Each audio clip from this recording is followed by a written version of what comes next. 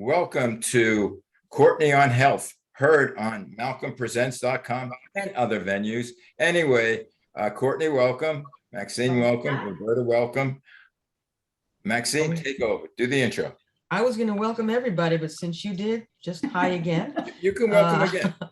welcome all. And this is Courtney on Health, and this is a Zoomcast series. And it's also a podcast, which is a good thing. And it's about how to get through these, and I can't believe I'm saying the lingering COVID times, with tips on nutrition and exercise given by Courtney Gravenese, registered dietitian with a Master of Science degree in nutrition and applied physiology.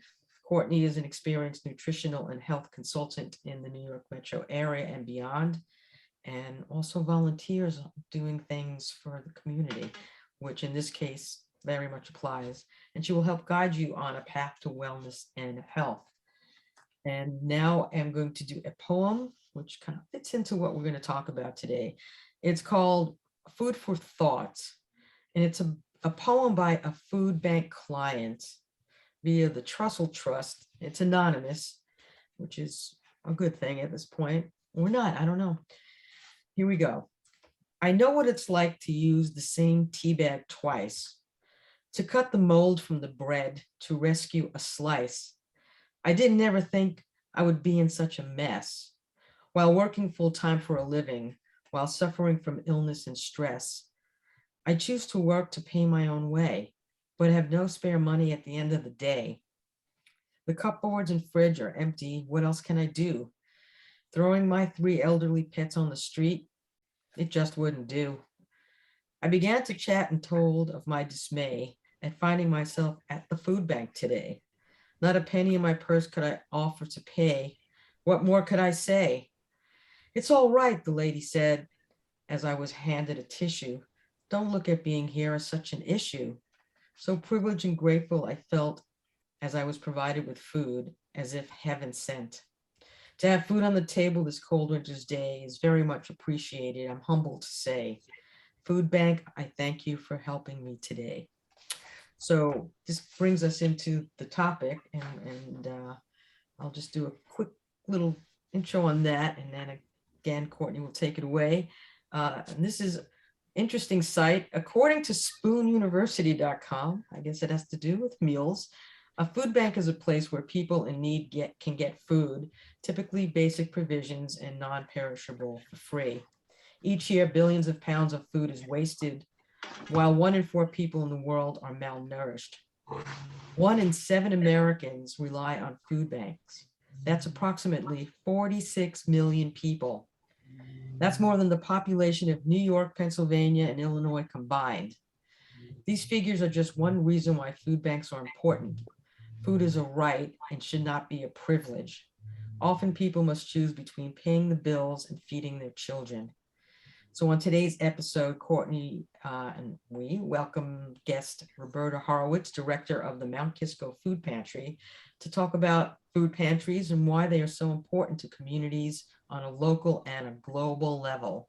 So Courtney, take it away. Take it away. Thank you so much, Roberta, for being with us today. I know Roberta through the Mount Kisco Food Pantry. I'm so happy she's here. So she is, as you mentioned, the Director of Operations and Programs at the Mount Kisco Interfaith Food Pantry in Mount Kisco, New York, which is in northern Westchester County. For those of you not familiar with it or from our area, she coordinates the food orders, all of the deliveries, distributions for hundreds of people on families on a weekly basis.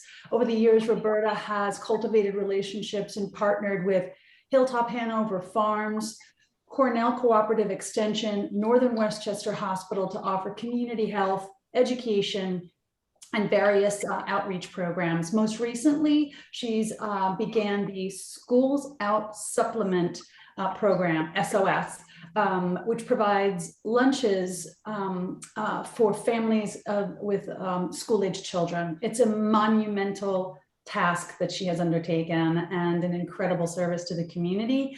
And I'm thrilled to have you here as our guest today. So thank you so much. And I also have I volunteer at the food pantry. So I see firsthand just all of the balls in the air that Roberta has going. So thank you for being with us today.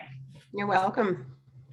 So I would love to start with, because I feel like many folks, maybe us included, are a little confused about the differences between food pantry, food bank, and soup kitchen. So maybe you could kick it off and explain what the differences are, so people understand and have a better, working knowledge of how to help if they want to help. Sure. Well, first, thanks for having me today. So we are a food pantry in Westchester County. There are 200 soup kitchens and food pantries that the food bank, local food bank, is Feeding Westchester. So that's like our umbrella organization. So they support all the food pantries and soup kitchens throughout Westchester County. So in Westchester, residents do not go to the actual food bank to get to pick up food. They're going to their local neighborhood food pantries or soup kitchens. So a soup kitchen is going to be an agency that is actually preparing a hot meal and giving it out to folks. We are a food pantry, and they're set up all differently. Our food pantry is a choice pantry, which means that guests are coming in and choosing the food off of our racks that they want to take home to prepare their own meals. It's grocery items that they're getting. There are some food pantries that are doing pre-packed bags and just handing their guests for pre-packed food, which we had to do to an extent during the pandemic. But we are back allowing everyone to come into the building and choose their own grocery items.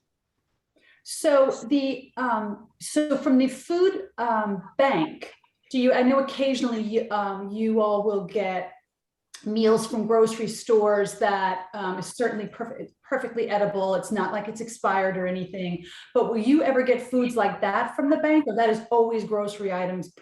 It's purchased from the food bank. It's not given to you all from the food bank, correct? Well, some of it is purchased and some of it is donated to Feeding Westchester. So we do get, there are donated items and there are purchased items. So every week there's an inventory, and we actually do a physical count in the pantry after our 2 weekly distributions. One's Tuesday evening, the other one is Wednesday morning. And our families can come to the pantry once a week. And we actually do a physical count in the pantry. And then I always go to Feeding Westchester first up on their site, and they have all the items that are available for that week. So I place an order weekly from Feeding Westchester that we receive on Fridays. And then there's other vendors that I go to as well to fill our shelves. Yeah. Are there any qualifications for someone picking up food? Or they just have to come in? They just need to live in our catchment area. So we serve mainly Mount Kisco and Bedford Hills and all the contiguous towns and north in the county. Our rule is that you need to go to your own weekly food pantry. So if you live in another community in Westchester, that's like Ossining has their own weekly pantry. So we don't serve Ossining residents. But a lot of pantries in Westchester open twice a month or only once a month. So they are allowed to come to us as well as their neighborhood pantry.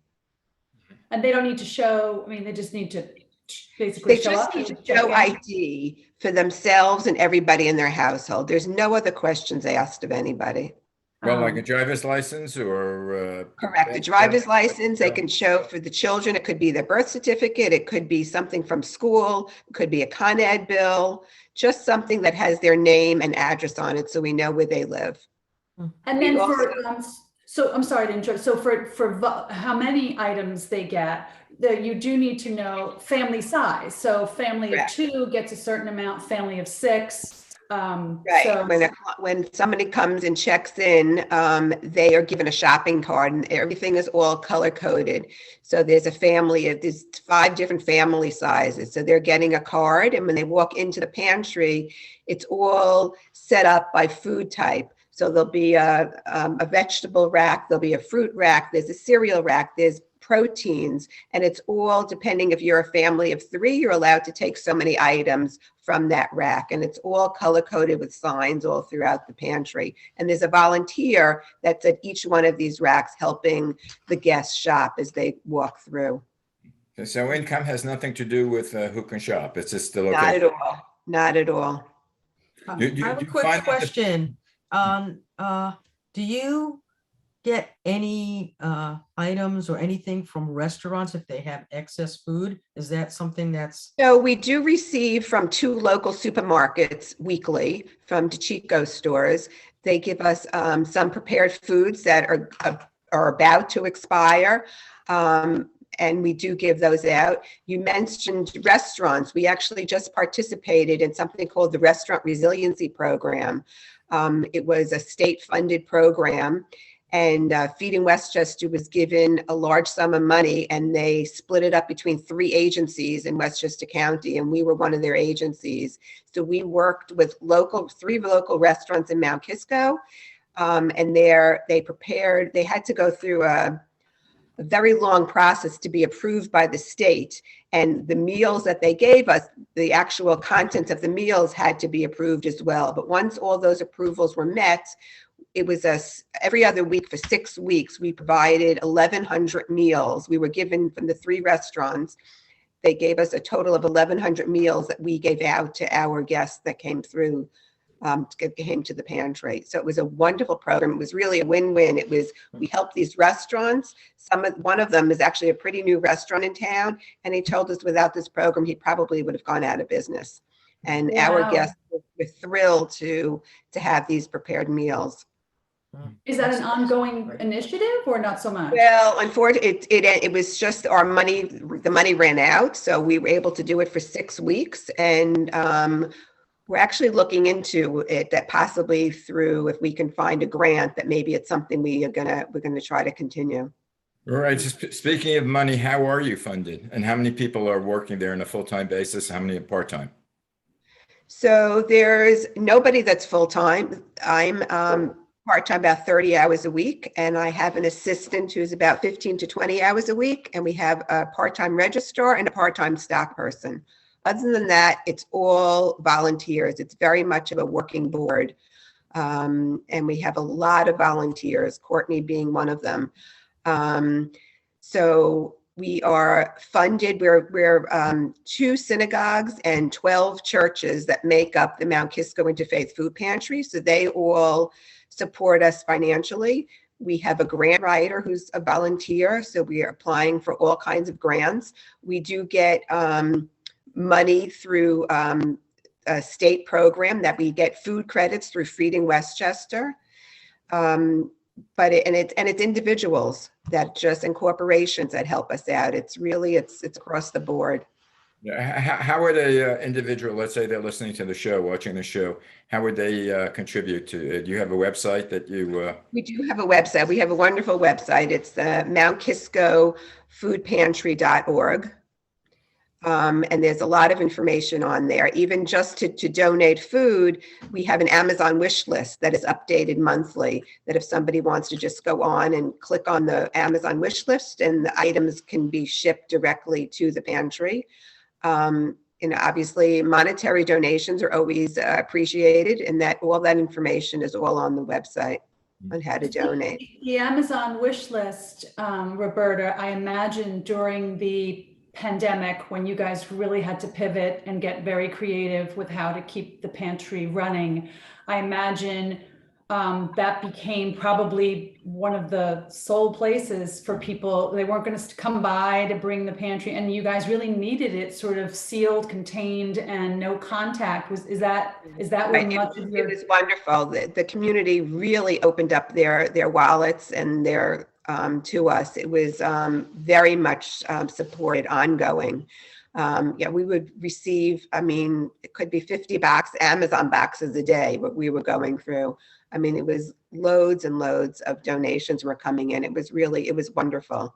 And can you speak to sort of the operation side of what you needed to do to keep it running during, because I know you said that it's normally, the guests come physically inside the building and they choose, there's more interaction, Right. which personally is one of my favorite parts about is I get to know the guests coming in there, but that all had to come to a screeching halt. So what did you do to Exactly. keep it running? So for the first couple of weeks, we were doing an outdoor distribution. We started pre-packing bags, and there was a couple of weeks that the guests were actually just driving through the parking lot, and they were popping open their trunk, and we were putting food items in their trunk, and off they went. And just because of our location, it didn't really work well. We were clogging up the streets locally in Mount Kisco, and the mayor asked us to stop. So we couldn't continue with that. We ended up taking a pause, as we would like to call it, for 6 weeks. And we worked very closely with another local organization called Neighbors Link.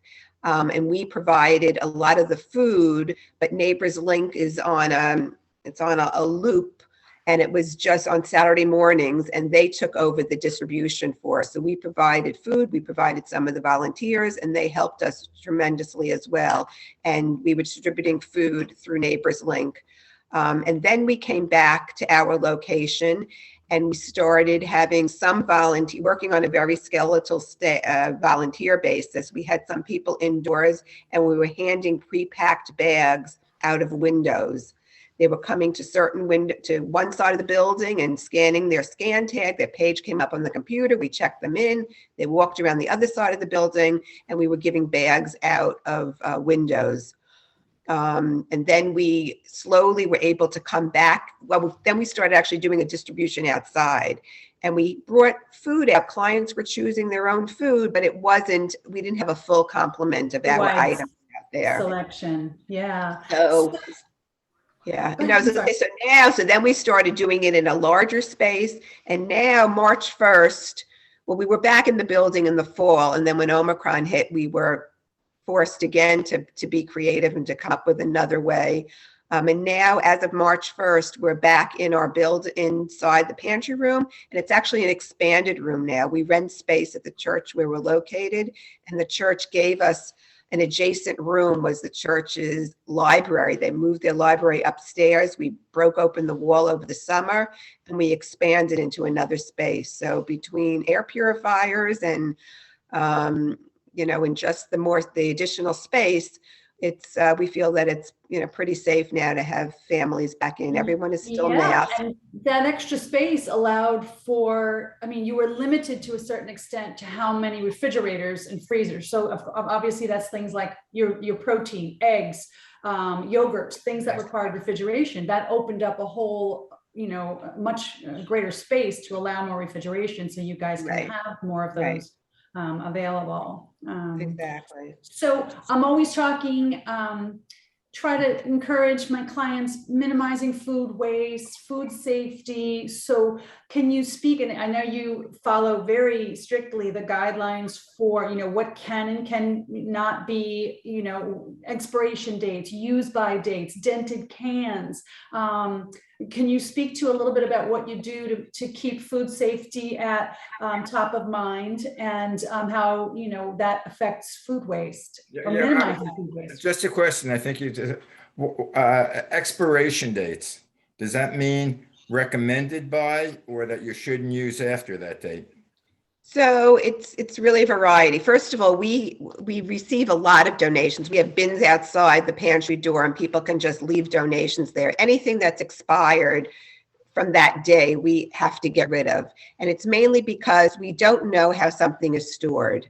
So people keep things in a garage that could be damp or wet or, whatever it is. So anything that's expired, we get rid of. But as long as we know that things are stored properly, we receive some things even through Feeding Westchester that they get from grocery stores. And as long as things are stored properly, we can keep them. There's some things that are fine to consume after the date. Even eggs, you can use eggs for a month after the date. Yogurts, as long as they're stored properly, are good 2 weeks after the date. If any of the cans, this is a rule of thumb, if you have a dented can, if you can roll your finger across it, if it's smooth, it's okay. if it's on the top of the bottom or if something is sharp, you have to throw it out. So, you know, we're just very careful going through every item gets checked that comes into the pantry. I mean, a Yeah. certain box of cereal, if it's stored properly, can last a year after the date.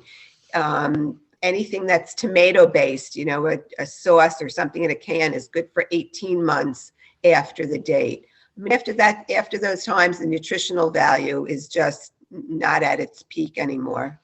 Right. And I know that they're making an effort labeling wise, and this is not going to happen overnight, but to try and make a more uniform approach. I think the expiration dates for everybody is confusing. Like, most people are throwing stuff out, like to your point, when it doesn't need to be. So maybe use by date, you know, what's a use by date? So I know that there are efforts being made, but I've seen firsthand, like how you all, you know, really make sure that the food is safe, and managing the food waste side of the issues. Even speaking as to well. food waste, you know, we give out fresh produce every week. And we are now, as the people are packing the bags, we have a compost bin, and all the food goes into the compost bin. And we have a Boy Scout that started a compost bin at one of the local churches, and they That's come awesome. weekly and pick up our compost. So they're really, you know, we're trying, you know, to have less and less waste. Do you work with community gardens at all? Does any produce from the community gardens? We do work with community gardens. There's Intergenerate. There's a couple of different gardens around that we receive food from. Even the local elementary school, Mount Kisco Elementary School, has a defunct tennis court that they made into this wonderful garden that we get to benefit from. And it's such a wonderful program also there. It's like 3 blocks away. The kids over the summer bring produce up to the pantry, and they, you know, they walk through the pantry just so they can see, you know, where this is all going. And a lot of from that elementary school, a lot of those families are, you know, receive food from the pantry. So they're very familiar with it. But there's a couple of the local churches and synagogues that have gardens, and we benefit from it. There's a whole group of gardeners really in Bedford that had extra eggs, and we started getting some eggs last summer, which was wonderful. I mean, we have a very close relationship with Hilltop Hanover in Yorktown, and this has been going on for several years. That they donate after their CSA is completed. They donate, could be a couple of 100 pounds of produce to us on a weekly basis. It's amazing. So, yeah, we really get from a lot of sources. So I know that at least even in the short time that I've been there, trying to get, you know, not only healthier options, but empowering the guests to, you know, make healthier choices that are available to them, prepping healthier foods. What types of initiatives have you all tried to, you know, make that more of a reality? So we offer a lot of classes. You know, the last 2 years, there hasn't much been going on. So we're really trying to get back to the programming that we had before the pandemic and expand on it. So Cornell Cooperative Extension, for example, does an 8-week nutrition class for our guests. And it goes everything from healthy eating to exercise to good ways of shopping, really a whole variety of topics. Feeding Westchester offers us 2 programs. One is called Just Say Yes to Fruits and Vegetables, and another one is the Healthy Pantry Initiative. And it's been from putting signs up throughout the pantry of items that you might want if you're a diabetic or have high blood pressure, to doing one-off cooking demonstrations, and just show there could be an item that's not moving well in the pantry, and they'll take those items and do a cooking demo and offer recipes in English and Spanish, and the clients will take those recipes home with them. And, you know, they're trying something new. One of the things we're starting in the spring is called NAC. It's called Neighbor Advisory Council. And we're inviting some of our guests now to be part of this council. We're asking them for twice a year, really, just to meet and to come together to really to get their perspective, whether it's just another, whether it's culturally or just an item they would like us to see, a program they would like us to have, just to get their point of view of how we're doing, what we can improve on. So we're really looking forward to that. I've always had one of our clients on our operations committee, but this is just really going a step further, and just to really, we have clients from, many, many different Latin American countries, and just to get a whole array of, a senior, a mom with children, and just to see, what their needs are. Absolutely. It helps you run the program, for, Right. What they're. Right. like I said, what their Roberta, I needs know a are. great Zoomcast that your clients could listen to. It's called Courtney on Health. And everything that you're talked about, we have covered on Courtney on Health. As far as going from exercise to nutrition to what type of foods we should eat. And as I say, you've seen it. So they can go courtneyonhealth.com or malcolmpresents.com, Courtney on Health. And it's everything that you talked about. Yeah, it's wonderful. No, it's a Plus, great, if she's a sorry. volunteer, she could do it in person. I'm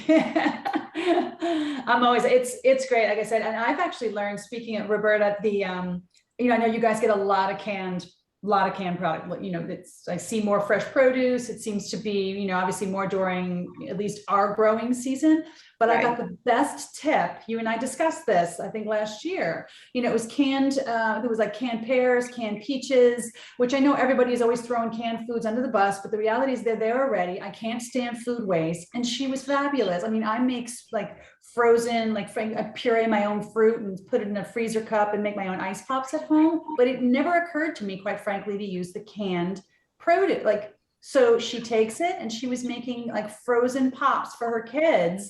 She had it already. It's far better. First of all, it's there already. It's probably less sugar than what she would have purchased in a grocery store. And I'm like, this is fabulous. It's ingenuity. So I learned from, the guests as well. And it was a great. And that's one of the things that this neighbor advisory council we're talking about, is to be sharing recipes back and forth. I think it's just, it's a great idea. There was a client that ran through at the end of the distribution last week, and she mentioned to me that she makes pancakes for her son. She said she took the canned applesauce and a bag of oatmeal and what else did she, and eggs. And she was making pancakes. She said her daughter likes it with that. Her son, the same 3 ingredients, and she adds peanut butter into it. And it's a Latino woman, and I would love for her to write this out and to share it with some of the other guests. Yeah, absolutely. Well, this has been so helpful. Give the website again, Roberta, please. And then I'm going to post it when I post this again. So if somebody's driving or whatever, I'll definitely have it posted. But what's the website in case people want to find out more information? Foodpantry.org. How do you spell Mount Kisco? It's MOUNTKISCO. Okay, so it's Mount Kisco Pantry. Foodpantry.org. Okay, it's Mount Kisco Foodpantry.org. And people could contact you if they want to volunteer, right? Absolutely. Volunteer and money would be the best. Absolutely. Those two Just to things find are out more. I mean, I know everybody's not from this area. I mean, look out. I think this is such a great opportunity. I mean, not everybody is from this part of the United States. So look into, what might be available in your communities to see how you might be able to help. So I know it's not in everybody's backyard right away, but it's such an important community service, and for that sense of community. So it's great. It's been really wonderful having you on, Roberta. I hope people listen in and get more information. So thank you so much. Thank you. And thank you for your work. It's much needed around, Yeah, you're this one country. of the. Actually, we're seeing about 450 families a week come in and to take advantage of the pantry. That's people don't think about that, about other families. Yeah, they think, especially Westchester County, as other areas, that it's a very affluent county, but there's a lot of need, and it hits people that you have no idea. Yeah. People that thought they would never be walking through the doors of the pantry. We've had some interesting stories over the years. Well, It's like- as I say, a lot of people are one paycheck away from being homeless. Yep. It's the same thing, one paycheck away from, not being able to feed your family, which must be very depressing, especially when you have children. Well, Very that's true. why Great. there's these great organizations to help, and getting people to seek out the help is important. But that's anyway, guys, another. as you heard the little beep, beep, beep, we're at the end of our half hour. Okay. There's that hook, Roberta. I told We- you he gives us. There's the hook's coming. The And hook is I'm the coming. hook man. He's the hook man. Again, thank you very much. Okay, Well, I'll do thank it. Guys, you. we'll see I'll wrap. you. I'll do a wrap, and Do a wrap. then I'm wrapping it up. And just a big thank you again to Roberta Horowitz, director of the Mount Kisco Food Pantry. So thank you for your work. And thanks for joining us for Courtney on Health. To get more info, follow Courtney on her Facebook page, Courtney on Health, on Instagram at CLG Wellness, and visit her website, CourtneyGravenese.com. For more shows, go to MalcolmPresents.com and theManyShadesOfGreen.com. And again, to get in touch with Mount Kisco, it's MountKiscoFoodPantry.org. And please do check it out. Where this is Courtney on Health, Smart Sound Nutrition, Strong Safe Fitness, and we'll catch you again next time. Catch you next It's a wrap. time. Bye. Bye. Here, bye-bye. Bye.